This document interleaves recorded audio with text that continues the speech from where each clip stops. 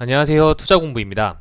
오늘은 ISA 계좌에 대해서 정말 간단하고 핵심만 알아보도록 하겠습니다. ISA 계좌 모두들 사용하고 계신가요?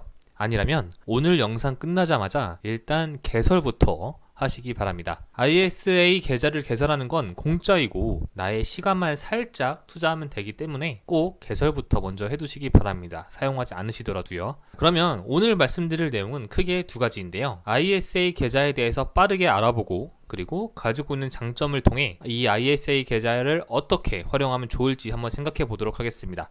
그리고 추가적으로 ISA 계좌에 대해서 많이 묻고 궁금한 질문들을 모아서 답변 드릴까 하는데요. 직접 공부하면서 궁금했던 질문들을 한번 모아봤습니다. 혹시라도 더 궁금하신 건 댓글로 남겨주시면 제가 확인하고 답변 달아드릴 수 있도록 하겠습니다. 먼저 ISA 계좌에 대해서 그래도 조금은 알아봐야겠죠. ISA 계좌에서 꼭 알아야 할 내용들은 총 5가지로 제가 정리를 해봤습니다. 먼저 ISA 계좌의 의무 가입 기간은 3년이고 그리고 ISA 계좌는 과세 이연이 되며 ISA 계좌는 해지 시에 분리 과세를 적용받게 됩니다. 그리고 원금도 인출 가능하고요. 납입 한도는 1년에 2천만원씩 총 1억이 5년 동안 입금을 가능하게 합니다. 그러면 하나씩 뜯어보면서 세부 내용을 살펴볼게요. ISA 계좌의 가입 기간은 3년입니다. 이 3년은 의무 기간인데요. 3년 뒤 해지 후 재가입이 가능하고요. 이 3년이 되었을 때 해지를 하지 않고 계속해서 연장도 가능합니다. 처음부터 가입 기간을 늘려서 가입하는 것도 무조건 가능합니다. 이 3년이라는 것은 이 ISA 계좌가 가지고 있는 혜택을 받기 위한 최소한의 의무 가입 기간이에요. 3년 전에 해지를 해도 물론 가능은 합니다만 이 많은 혜택을 받기 위해서는 3년은 꼭 유지를 하고 있어야만 합니다. 그리고 이 3년 뒤에 해지 후에 재가입을 할 경우에 만약에 내가 금융투자종합과세자가 해당이 되었으면 다시 재가입은 불가능한 것이 바로 이 ISA 계좌입니다. 자, 두 번째, ISA 계좌는 과세 이연 효과가 있는데요. 이 과세 이연 효과가 뭐냐면은 국내에 상장되어 있는 해외 ETF들 많죠. 미국 S&P 500이나 나스닥 지수를 추종하는 ETF들이나 배당금에 대해서는 세금을 0원을 매기게 됩니다. 우리가 보통 배당금이 들어오게 되면 세후로 15.4%를 제외한 세후 배당금을 받게 되고 이런 해외 ETF 같은 경우도 원천 인수를 한 다음에 남는 금액을 받게 되는데요. 이 ISA 계좌에서는 해지하기 전까지는 모든 세금이 없게 됩니다. 모두 세전 금액으로 배당을 받거나 매매 손익을 얻게 돼요. 그리고 해지 시에는 그동안에 받았던 모든 손해나 이득을 전부 다 더해서 그 금액에 대해서 분리과세를 진행하게 됩니다. 그렇기 때문에 해지하기 전까지 세금을 거두지 않으므로 그 금액에 대해서 복리 효과를 엄청나게 누릴 수 있겠죠. 자, 세 번째는 IS 계좌는 해지 시 어떤 이득을 받는지 알아보겠습니다. 유지 기간 중 모든 손익을 따져서 9.9%의 분리과세를 여기게 되는데요. 5년 동안 발생했던 이득이나 손실, 배당금을 모두 합하여 손실 금액을 따지게 됩니다. 그리고 그 모든 손익에서 200만원까지는 비과세로 빼주게 됩니다.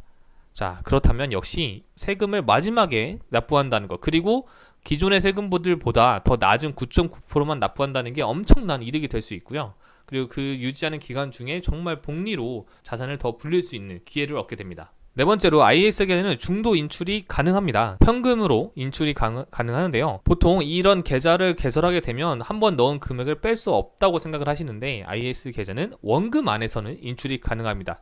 그 안에서 거래를 통해 수익이 난 금액은 인출이 불가능하지만 내가 입금해놓은 원금 안에서는 인출이 가능해요. 그리고 만약에 IS 계좌를 중도 해지하게 된다면 목돈이 필요할 수 있잖아요. 그래서 중도 해지를 하게 된다면 그때는 이제 9.9%의 분리과세나 과세 이연의 혜택을 받을 수 없고 그동안의 수익에 대해서 15.4%의 세금을 부과하게 됩니다. 자, 여기서 한 가지 더 궁금한 게 있을 수 있어요.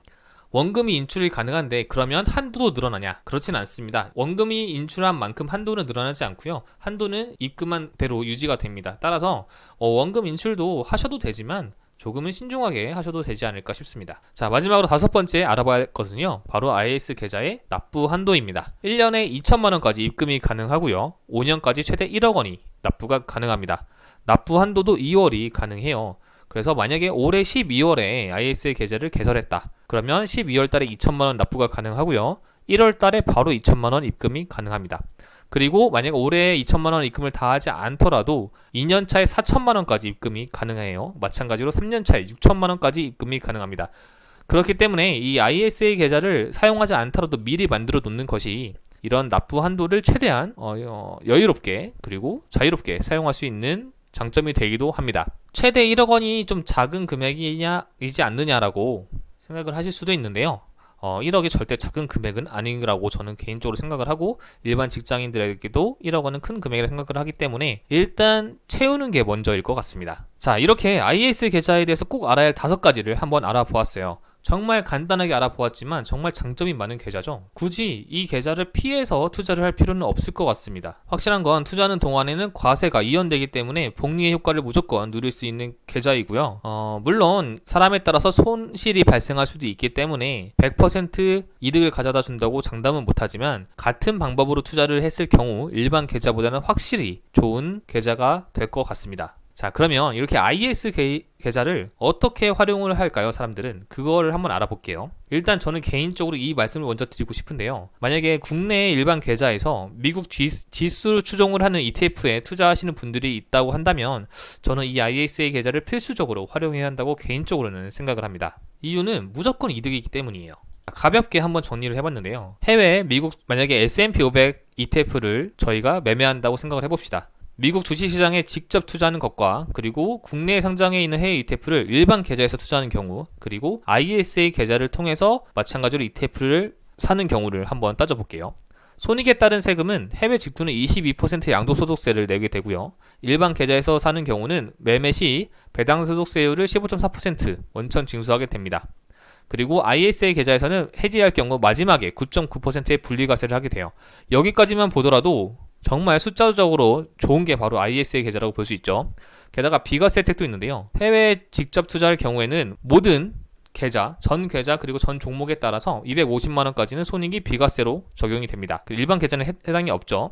그리고 ISA 계좌 같은 경우는 200만원까지는 비과세로 혜택을 주고 있습니다. 자, 게다가 만약에 이 지수 추종 같은 경우는 장기 투자를 하시는 분들이 많고 금액이 커질 수가 있잖아요. 그럴 경우 금융종합소득과세 여부에 대해서 고민을 하게 되는데요.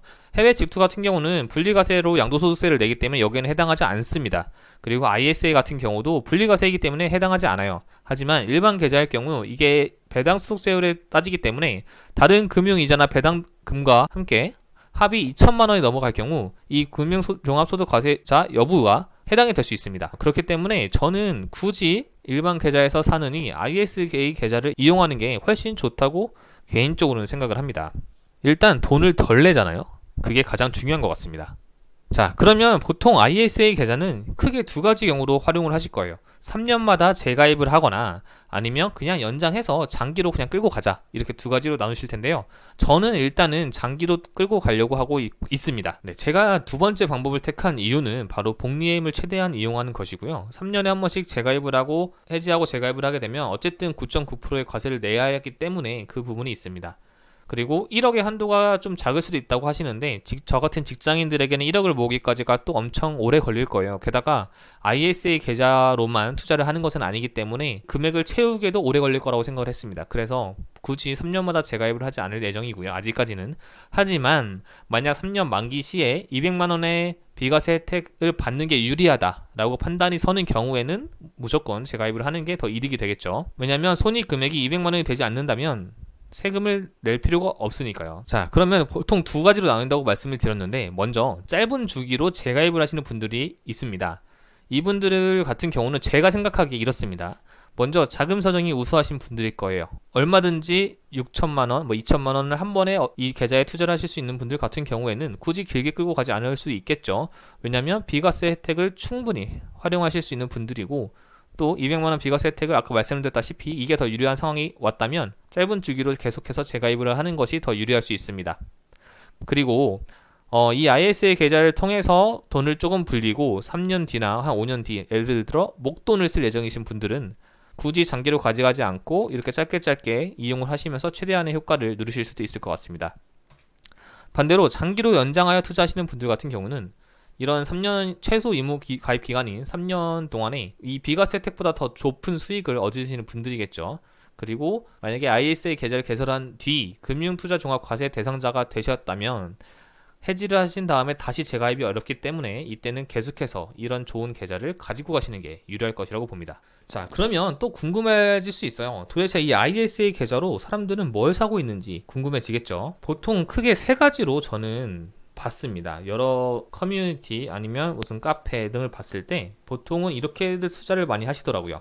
고배당주 종목을 위주로 투자를 해서 배당 세금을 최대한 안 내고 재투자를 하든 복리로 자산을 분리를 하시는 분들, 세 번째는 배당 성장주를 위주로 투자하시는 분들입니다. 성장과 배당의 목적 사이에서 많이 갈등하고 반반으로 하시는 분들도 많을 것으로 보이는데요. 저는 개인적으로 그 방향이 어떻게 되었든 각자의 소신대로 포트폴리오를 수정해 나가면서 끝까지만 꾸준히 밀고 나가시면 좋다고 생각합니다. 언제나 정답은 없어요. 고배당주 위주로 투자를 하다가 지수 추종으로 전환할 수도 있는 거고요. 그 반대가 될 수도 있습니다. 이 ISA 계좌에서는 매수와 매도가 자유롭기 때문에 언제든 전략은 바꿀 수가 있는 거예요. 그렇다면 너는 지금 무엇을 하고 있느냐? 저는 현재 이 두 가지를 종목을 매수하면서 자금을 관리하고 있습니다. 첫 번째로는 고배당주를 통해서 현금 흐름을 많이 만들려고 하고 있고요. 제가 현재 투자하고 있는 고배당은 10%로 월배당을 주고 있습니다. 그래서 이 고배당주를 투자하면서 월마다 나오는 현금 흐름으로 재투자를 계속 하려는 마음이 있어요. 즉 제가 현금을 투자하지 않더라도 이 나오는 배당금으로 계속해서 종목을 살 수 있는 흐름을 만들고 있습니다. 두 번째는 QLD 레버리지 종목을 투자하고 있습니다. 갑자기 QLD가 등장했죠. 투자 방법이 정답은 절대 아닙니다. 하지만 저는 성장도 바라보고 싶고 배당도 얻고 싶고 아까 말씀드렸다시피 지속적으로 투자금이 없더라도 꾸준히 재투자를 할 수 있는 상황을 세팅하고 싶었습니다. 그렇게 생각을 하다 보니까 이렇게 두 종목을 선택을 하게 됐는데요. 다음 영상에서는 제가 어떻게 투자를 하고 있는지 더욱 정확히 말씀드릴 수 있도록 해보겠습니다. 자, 이제 마지막으로 ISA에 대해서 어느 정도 이제 감이 잡히시나요? 근데 궁금한 점이 분명히 생기실 거예요.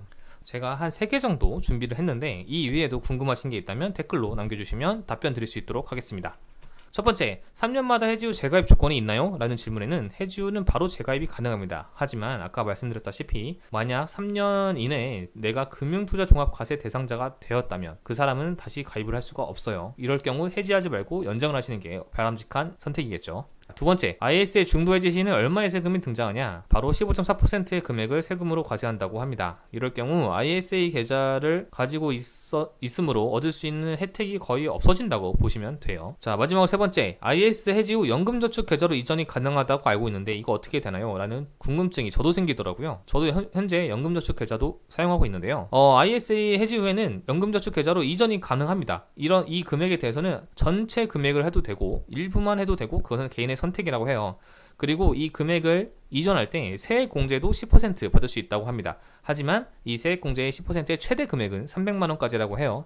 그래서 보통 한 3천만원 정도를 연금저축 계좌로 이전한다는 분들이 굉장히 많은 것으로 알고 있습니다. 자, 오늘은 이렇게 ISA 계좌에 대해서 조금 알아보고 그리고 ISA 계좌가 어떤 장점을 가지고 있는지 그리고 어떻게 사람들은 활용하고 있는지까지 알아보았습니다. 그리고 제가 현재 하고 있는 투자 방향도 살짝 말씀을 드렸는데요. 앞으로 이 ISA 계좌의 투자에 관해서는 제가 지속적으로 저의 상황을 알려드릴 예정이에요. 지금은 이렇게 하고 있지만 또 어떻게 제가 포트를 바꿔서 투자를 할지는 저도 잘 모르겠습니다. 하지만 일단은 이렇게 고배당주와 QLD 종목을 계속 가져갈 예정이고요. 이 방법도 다음 영상에서 좀 더 자세히 풀어볼 수 있도록 하겠습니다.